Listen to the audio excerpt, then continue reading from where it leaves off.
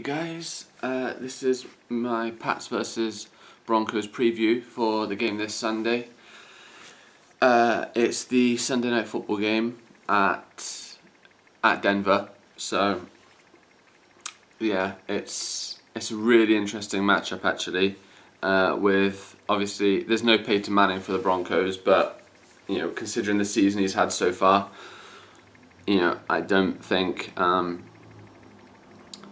I didn't think I'd say this, but I don't think having Peyton Manning over Brock Osweiler would make much of a difference. To be fair, I think it's going to be a really good match because you're putting the best offense in the NFL against the best defense. So, the Denver defense, just the pass rush they've got, with Von Miller. It's not sure whether DeMarcus Ware will play yet, but if he does, obviously that's two edge players that against our offensive line, which isn't playing great at the minute with a few injuries. That's something I'd be a bit worried about. And then their corners are, maybe the best tandem, best duo with Chris Harris and Aqib Talib. So, and then their linebackers are good. Just the whole defense, in general, is a really tough defense to score on, obviously. But then again, I think it's Brock Osweiler's second ever start for the Broncos, and I think going up against Bill and the Pats defense in your second ever start as a quarterback is gonna be a really tough ask. I think he could struggle, which I hope he does, obviously. I saw a stat where in 51 dropbacks in his whole career, he's allowed 8 sacks and a lot of quarterback hits. So he's obviously got, when you're playing against a young quarterback, there's always, he holds onto the ball a bit more. They don't throw it away as much. They're not, because they haven't got the experience. So they take a lot of hits and a lot of sacks. So, and considering how good our pass rush is as well this year, I think we could, potentially, feast on Denver's offensive line. And then obviously our corners, last year I trusted our corners when we played Denver, when we had Brown and Rivas against Thomas and Sanders. And, I never thought I'd say this, but I trust the duo we've got this year as much against that same, wide receiver combo with Butler and Ryan. I think those two have developed into just truly amazing young corners. The pair of them, they've just been amazing this year. We should be getting JC back, Jamie Collins, so that's a huge boost for for the defense, for the linebacking core, and obviously we've got Chandler up front on the defensive line.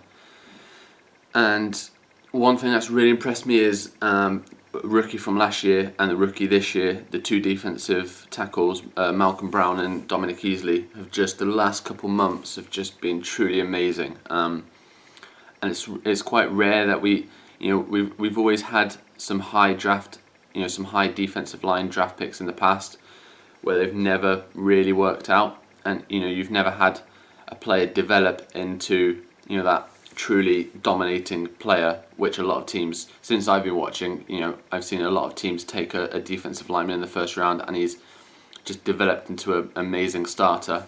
Well, I think we're right on course for that with those two. I think they're going to be starters, definitely next year, because they're very much at this point in a rotation with the other few defensive tackles we've got, who again have been playing amazing themselves. But I think next year those two in particular will be a big factor in hopefully next year's success as well. We should have Danny Amendola for the game, which is great news. Aaron Dobson is going to miss this weekend, so it's a shame. But I wanted the good news that we'd have Amendola back, and it looks like we will. So that's promising news, and I think it's going to be a tough game in Denver, but I think just the fact that we are 10-0 and we've got through some really tough tasks, tough matches the last couple of weeks. I think that's If we'd won every game this year by just blowing people out, of course that's great, but I think having the close wins, it means when you do go into a game which is really close, you know you've got a great chance to win because you've done it. If you're just beating people, 30-10 and stuff like that, when you're in a close game, it can be a lot harder to win it. So the fact that we've had experience in those type of games this year already, I think it could be another close game because of that Denver defense. I'm not so much worried too much about their offense scoring more points than us.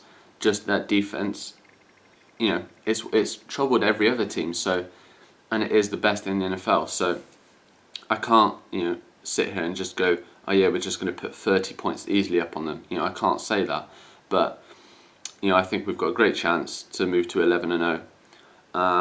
And hopefully be the last undefeated. I mean, I'd love the Super Bowl, for example, to be 2 undefeated teams, but there's also a bit of selfishness in me that wants Carolina to lose, just so we're left as an undefeated team, because the Panthers play today on Thanksgiving Day in America, and are playing the Cowboys in Dallas, and with Romo back, obviously I think the Cowboys with Romo are an exceptionally good team, so that's going to be a tough game for Carolina.